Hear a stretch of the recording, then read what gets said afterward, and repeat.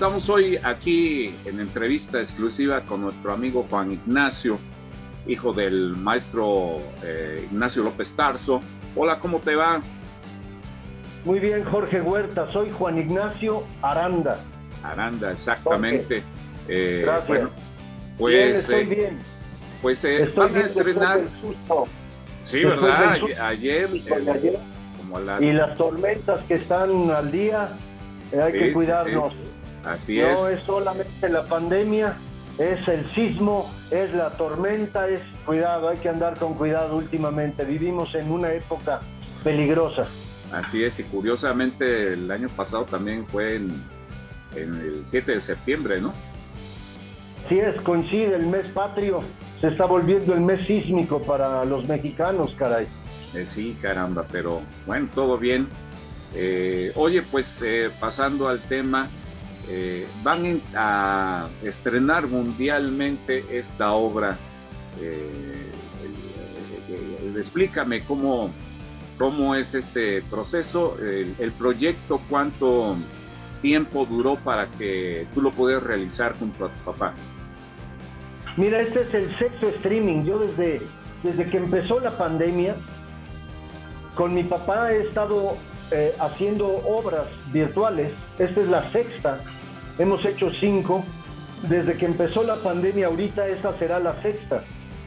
Esta es la obra acerca de Fray Servando Teresa de Mier, Confesiones de un guadalupano federalista, del escritor, pero es un licenciado en Derecho. Él es licenciado, es un abogado muy connotado, pero un erudito en la materia, un estudioso de la figura de Fray Servando Teresa de Mier.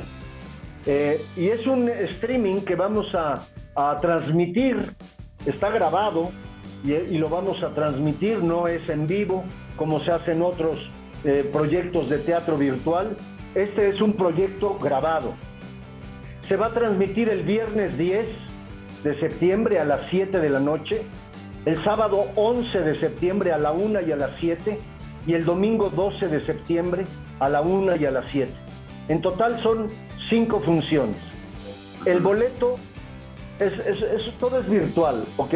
A veces la gente le tiene miedo a esto de lo virtual, porque nada existe, ¿no? Por ejemplo, vas a una taquilla virtual que se llama boletopolis.com, ahí le picas en tu celular y te aparece ahí en destacados, ahí van a ver nuestro streaming, nuestro espectáculo, para no utilizar la palabreja en inglés, nuestra obra de teatro, nuestra transmisión, como le quieran llamar. Ahí ven y le pican a Fray Servando comprar boletos, y el sistema de Boletopolis te hace 3 preguntas. ¿Cómo te llamas? ¿Cuál es tu correo electrónico al cual te va a llegar la obra de teatro y tu boleto primero y luego la obra de teatro? ¿Y de dónde nos estás escribiendo? ¿Y qué forma de pago quieres utilizar? Porque hay 4. Boletopolis, la verdad es que está muy bien organizada la plataforma esta de taquilla. Ellos nada más venden el boleto, ellos no transmiten. Entonces, compras tu boleto, dices, por ejemplo, los extranjeros pueden comprarlo por PayPal, ¿no? Tenemos público por decirte algo, tenemos un público, un mexicano en Mozambique, tenemos uno en Japón, un mexicano en Japón, tenemos 2 en Israel, en fin, algunos mexicanos que siguen a mi padre por su página de Facebook y están al tanto de las obras virtuales. Compran su boleto por PayPal y les quitan el equivalente a su moneda de su país, pero puedes pagar en efectivo. Por ejemplo, hay gente que no quiere soltar la tarjeta de débito tan fácil, le da temor, nunca lo ha hecho y prefiere, y va al ¿cómo se llama? Al Oxxo, Farmacias Guadalajara, en fin, hay varios lugares. Está muy bien, la plataforma, te digo, está muy bien organizada. Compras tu boleto, ya pusiste tus datos, escogiste una fecha de las 5.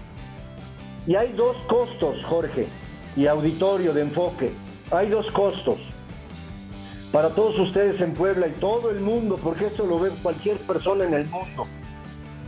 Hay 2 costos. El boleto de 200 pesos, que es únicamente la obra de teatro.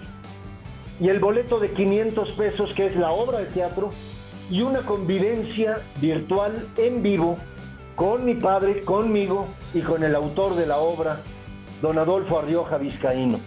Para conversar con el público es muy bonito, es una cosa por Zoom.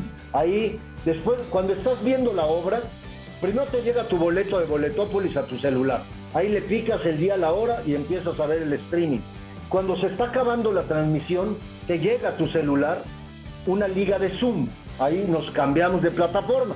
El público le da igual, no, ni se entera, ¿no? Le pica ahí y empieza nos va a recibir nuestro anfitrión, que es un joven videasta. Axel los va a recibir.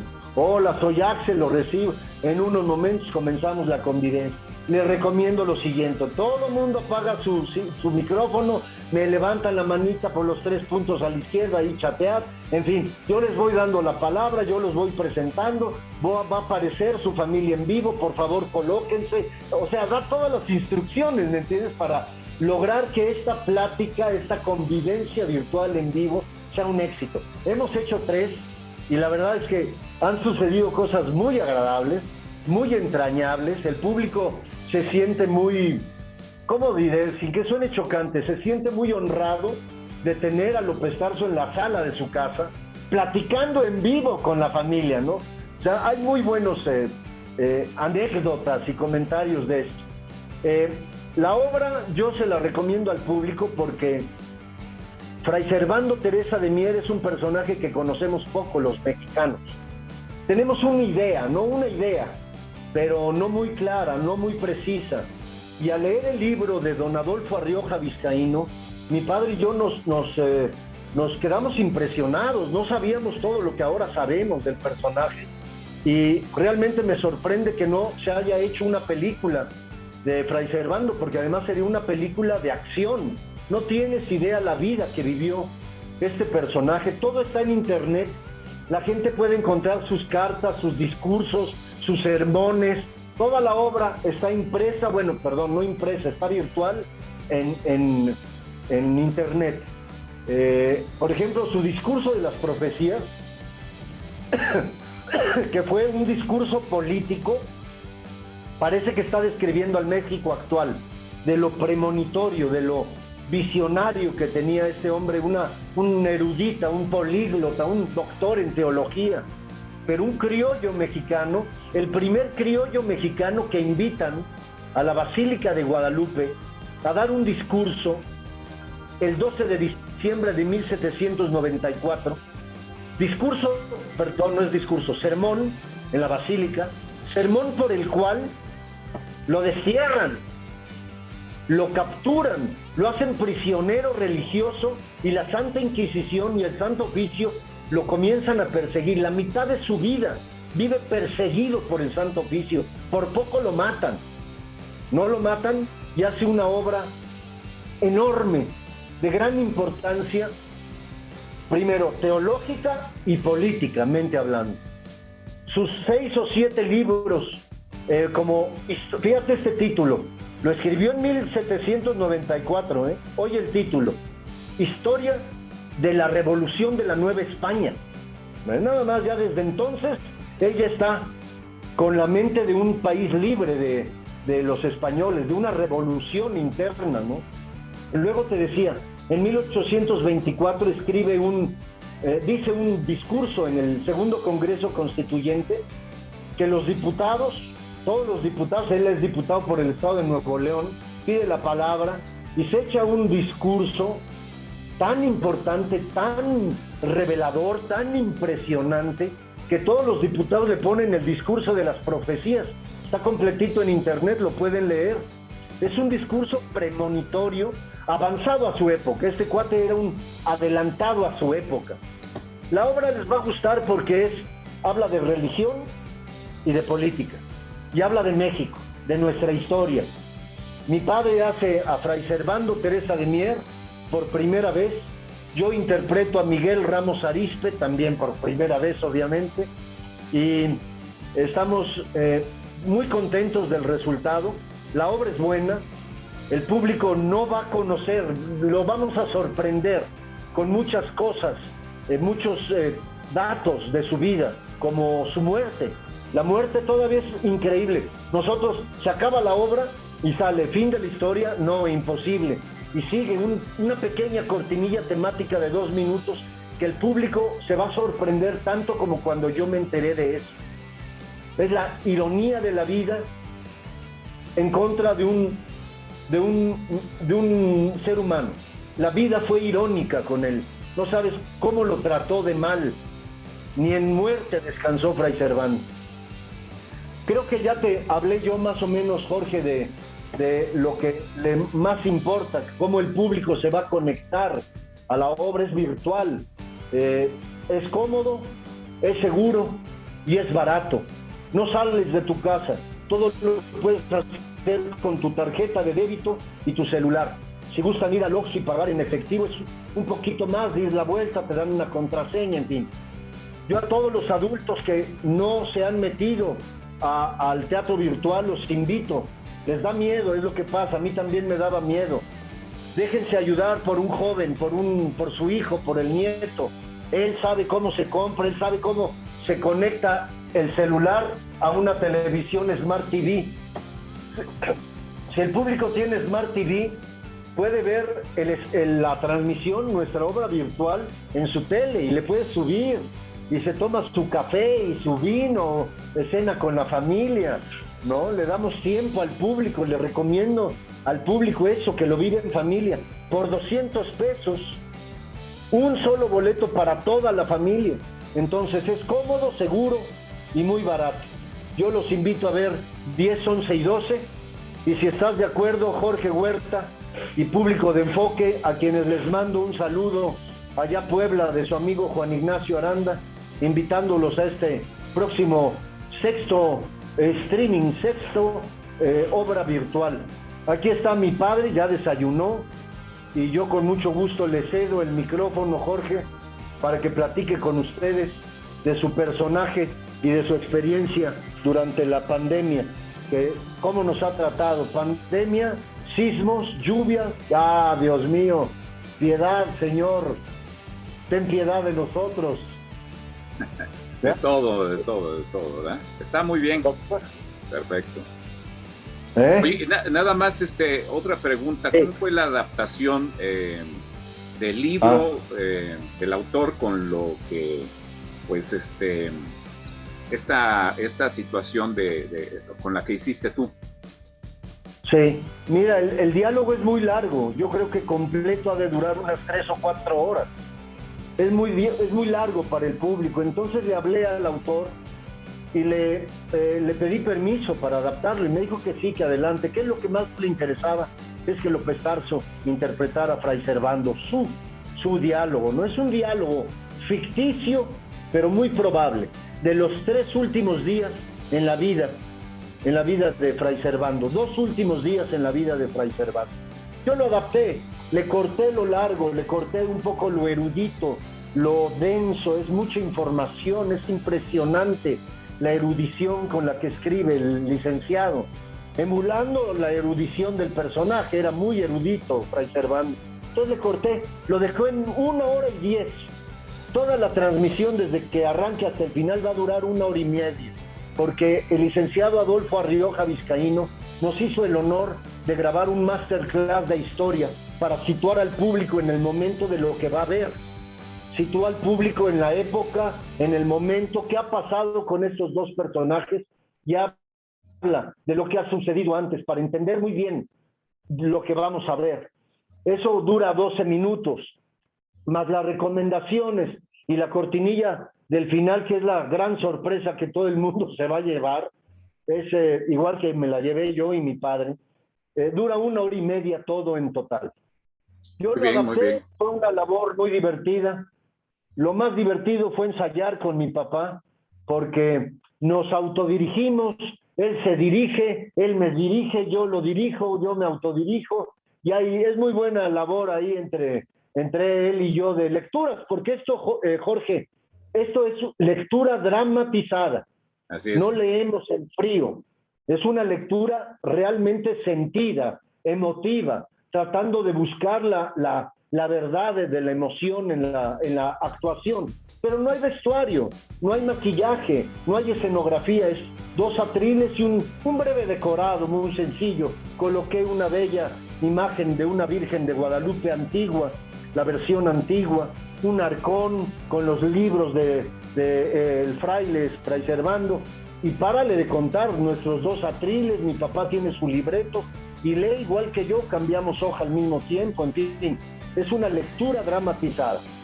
Por eso decimos que es teatro virtual, pero en realidad es una lectura dramatizada, virtual, que va a recibir el público, como las 5 obras anteriores. ¿Por qué, Jorge? Porque yo no le puedo pedir a mi padre, no me puede exigir a mí tampoco, memorizar toda una obra para una sola función. No podemos hacer eso, o en este caso 5 funciones, y transmitir en vivo es muy riesgoso, tiene sus bemoles, sus contras, muchos, tanto para mi padre como para mí como para el público. Entonces grabamos nuestras obras y las transmitimos, por eso es muy cómodo para nosotros, para el público, y luego esta convivencia de la que ya te hablé. Aquí está ya mi padre, te lo paso. Muy ¿Estás bien. listo? Sí, claro. Y listo, papá. Pues estamos aquí en la ciudad de Puebla. Fue un gusto una de las ocasiones en que hubo una rueda de prensa y nos contó acerca de su trayectoria y muy amablemente, muy sonrientemente estuvo con la prensa de Puebla. Ya tiene algunos años esto. Lo extrañamos en los escenarios de acá, y yo creo que también toda la gente que nos está viendo en estos momentos pues dirá igual. Lo mismo, ¿cuál es la experiencia que usted tiene con respecto a su personaje, a esta adaptación que se hace en esta lectura dramatizada? Sí, fue una adaptación muy bien hecha. Yo felicito a mi hijo Juan Ignacio. Gracias.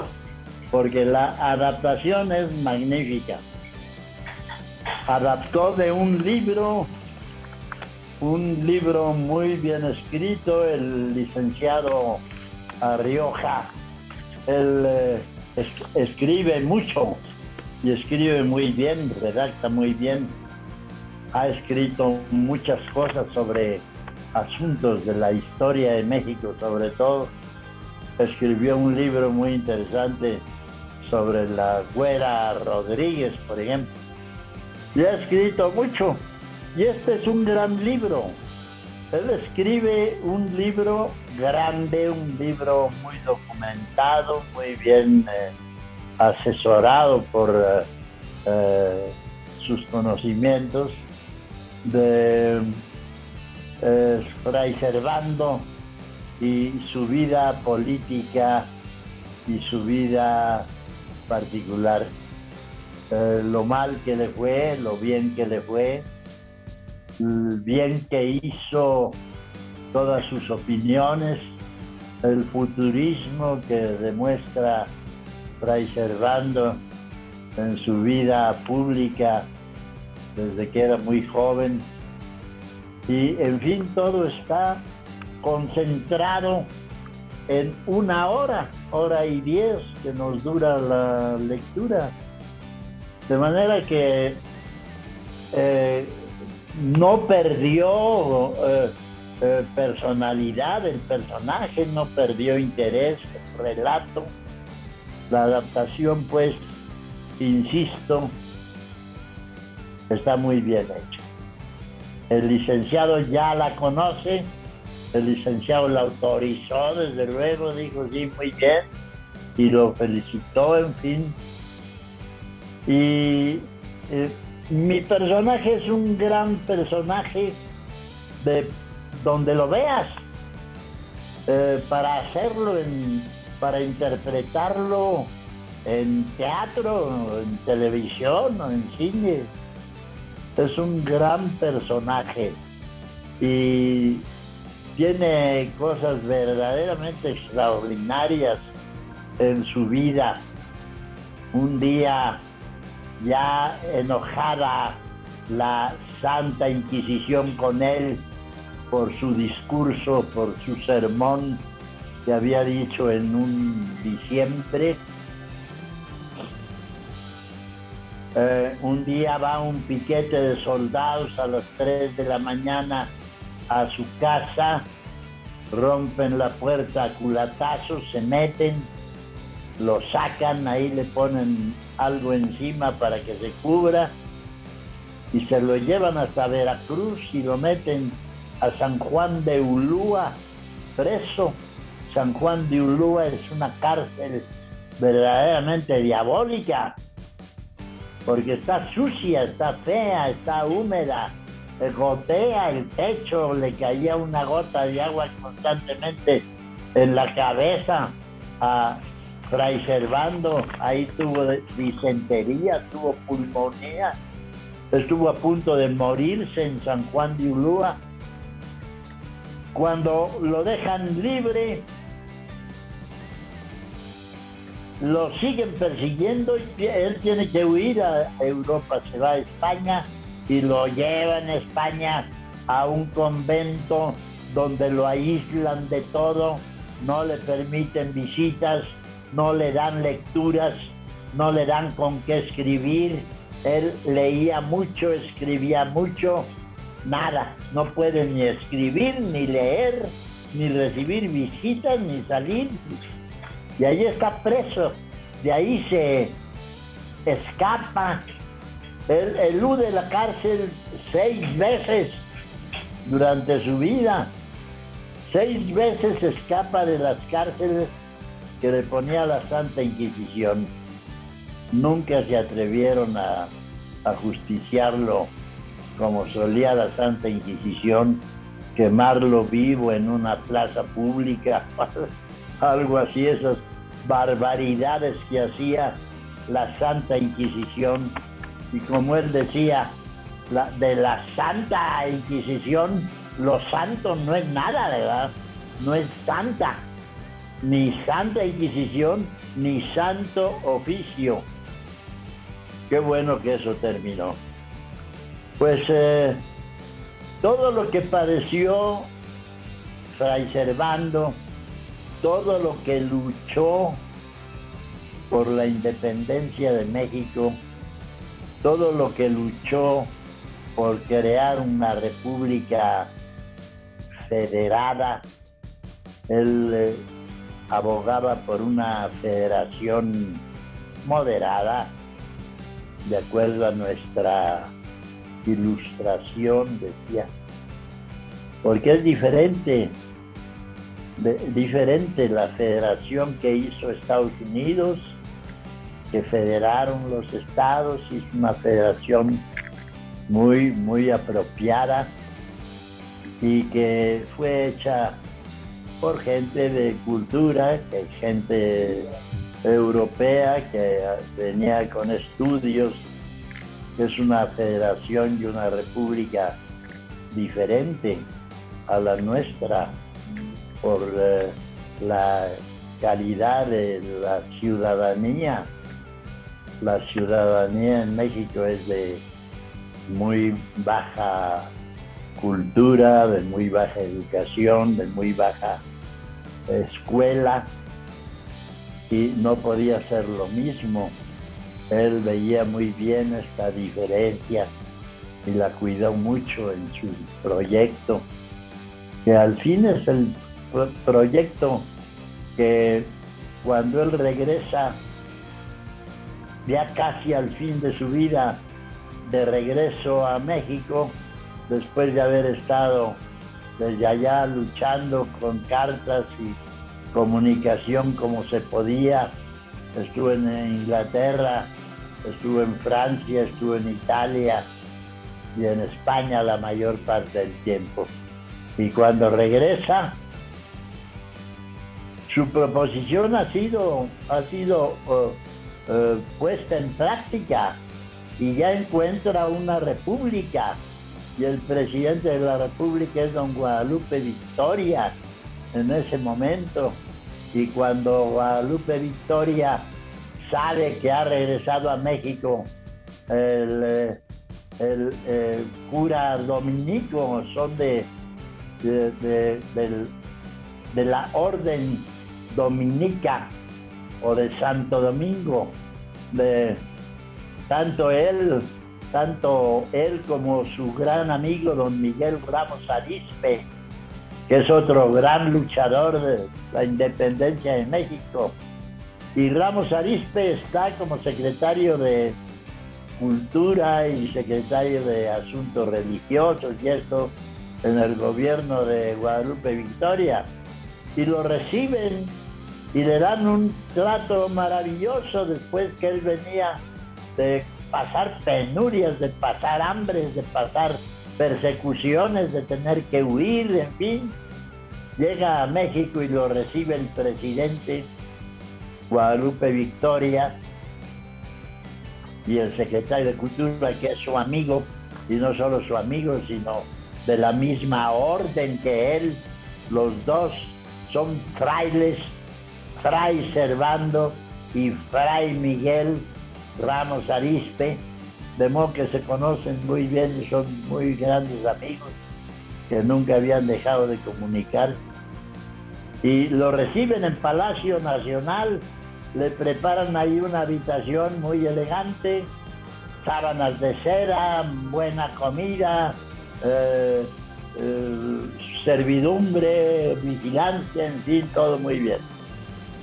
Ahí pasa sus últimos días, pide que su amigo Ramos Arizpe le proporcione lo necesario para sus últimos momentos, le dan los santos óleos y muere ahí en septiembre, un septiembre muy cerca de la fecha de la independencia.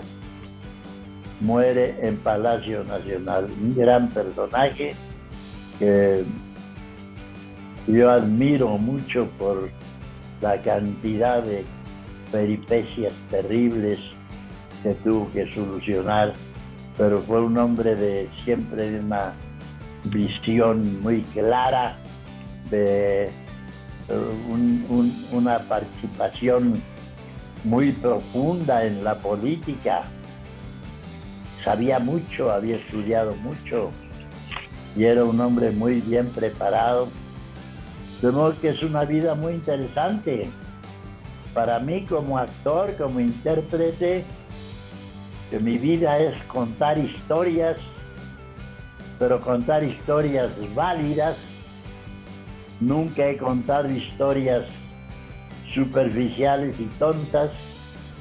Siempre son historias que han escrito desde los griegos, Sófocles, Esquilo, Eurípides, autores de siglos antes de nuestra era, en la época del gran gobernante de Grecia que fue Pericles y que fue el que le dio un gran impulso a las artes, a la escultura, a la poesía, a la música.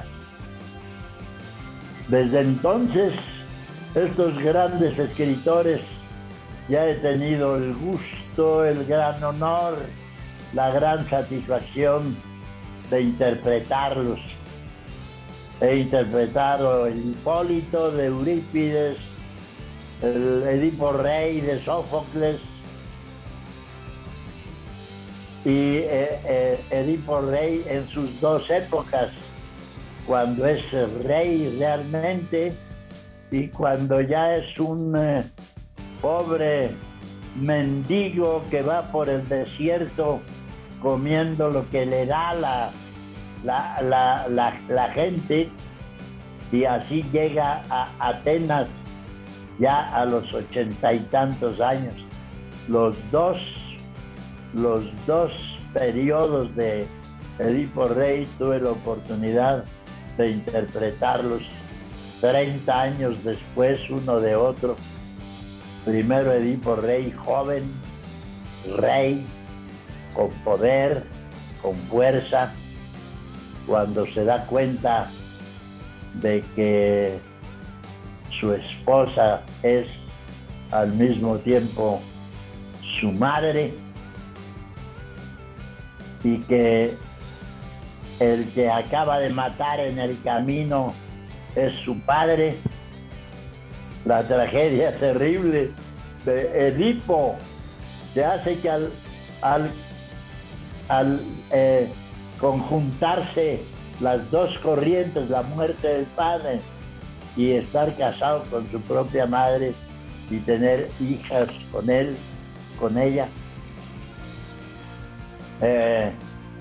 provoca que él se saca los ojos con un gran alfiler y se va al desierto por decisión propia.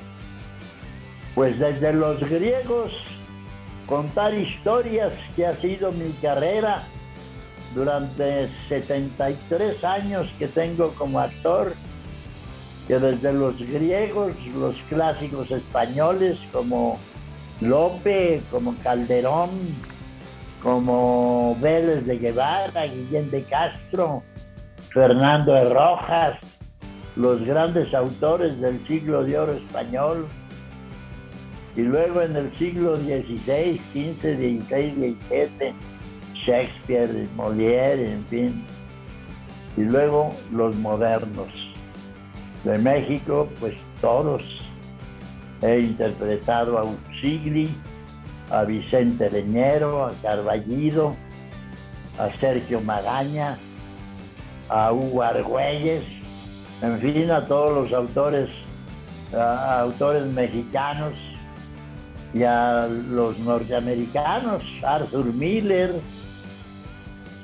y otros autores norteamericanos como Mamet, del que estábamos haciendo la obra Una vida en el teatro, que parece una obra escrita para mí, para mi hijo. La estábamos interpretando cuando llegó la pandemia y tuvimos que suspender la temporada y no volver al teatro desde entonces, hace más de 2 años. Hace poco, 1 mes y medio, fuimos a hacer una función que parecía que allí empezaba el resurgimiento del teatro. Fuimos a hacer unas funciones un día en el Teatro Ocampo de Cuernavaca, que es un teatro pequeño, muy bonito, recién restaurado, hermoso.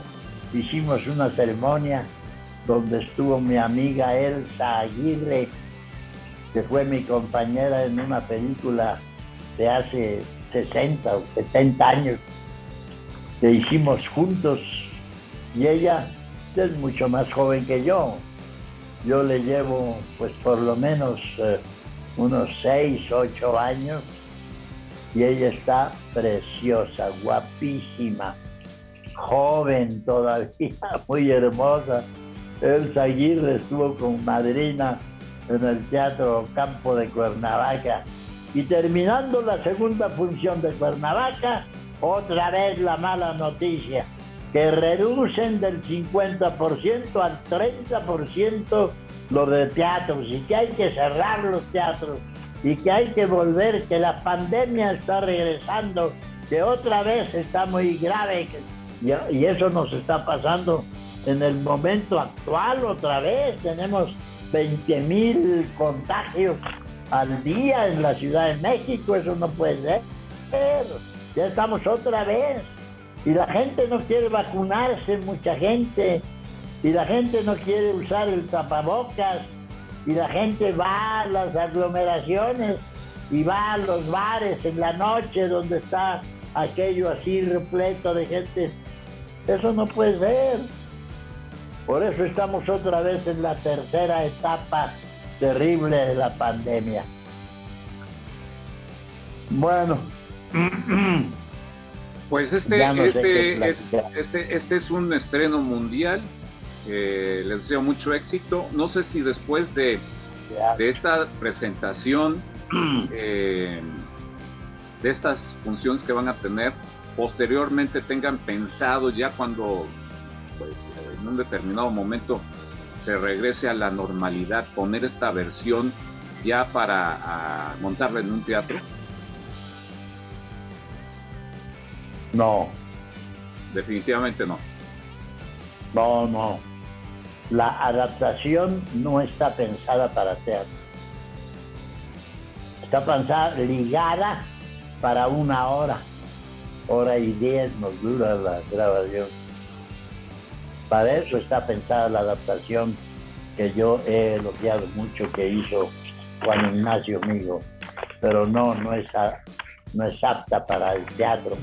Habría que hacerle muchos arreglos más. No.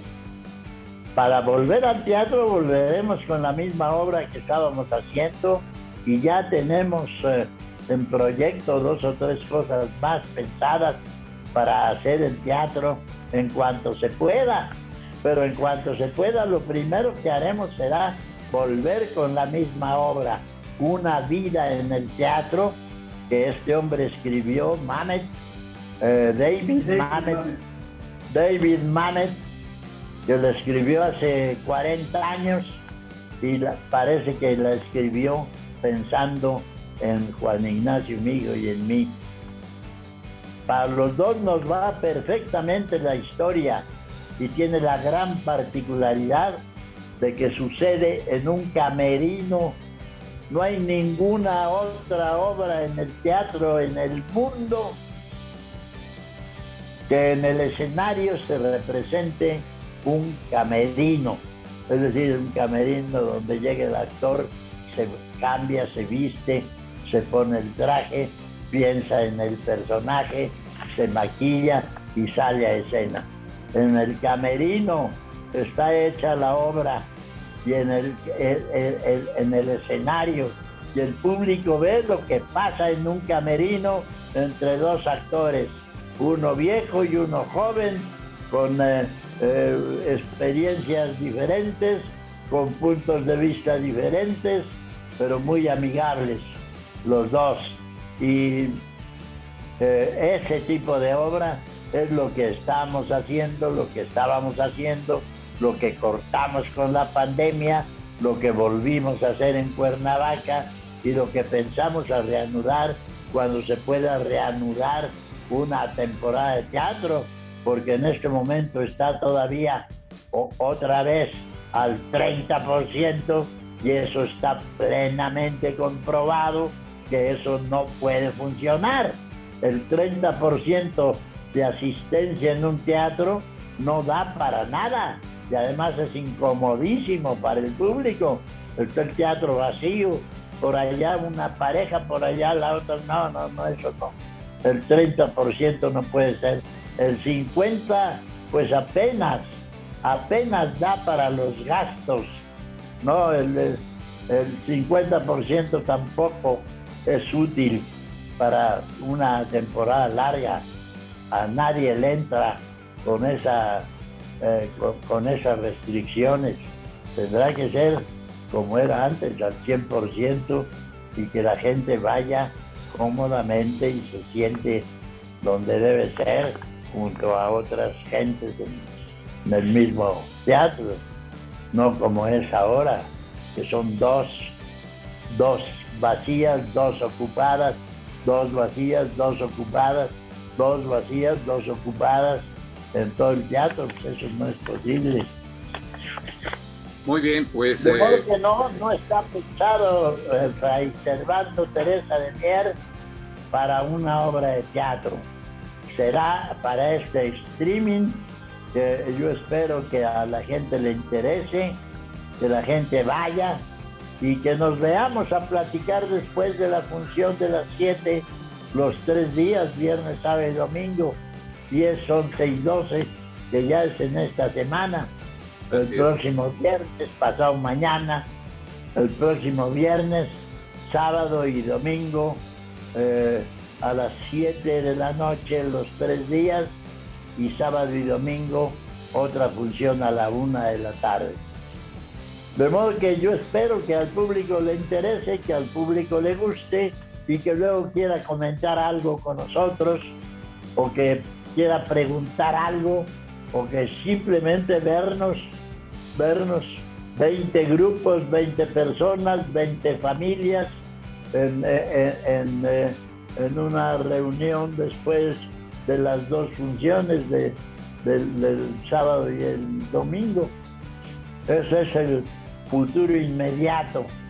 Y esta es la sexta obra de streaming que hacemos. Ya hicimos una adaptación de Macario, también lo hizo Juan Ignacio, una adaptación del Quijote, que nosotros llamamos el de la triste figura, una adaptación para streaming de un cuento de Chekhov que se llama El canto del cisne, un relato del doctor Quirarte sobre el autor de Moby Dick, y una obra muy bella que escribió el maestro Eduardo Robles sobre Leonardo da Vinci y la máquina para volar. Eso es lo que hemos hecho en el streaming, las 6 muy buenas obras, muy interesantes, muy bien adaptadas para esta ocasión, y esta es la sexta. Ojalá que podamos tener, como Ignacio está planeando, las 6 ya listas para ofrecérselas al público y que el público escoja la que quiera, o 2 o 3 o las 6, para que la escojan y las puedan ver cuando quieran en su casa. Eso estamos planeando hacer mediante una cuota para alquilar una u otra o las 6 juntas de las 6 obras que hemos grabado. Nadie tiene 6 streaming para enseñarle al público historias de esta calidad. De manera que estamos, yo he descubierto este camino, me ha dado mucho gusto. También es una obra de Juan Ignacio. Yo no fue el celular, tengo bisnietos de 6, de 8 años que lo manejan maravillosamente, se pasan la vida pegados al aparatito. Ya he prohibido que lo hagan en mi casa porque no podemos ya platicar con ellos, porque traen su celular y de eso viven. Ya están pegados riéndose y a lo mejor viendo pornografía que uno no se da cuenta. Bueno, pues muchísimo éxito.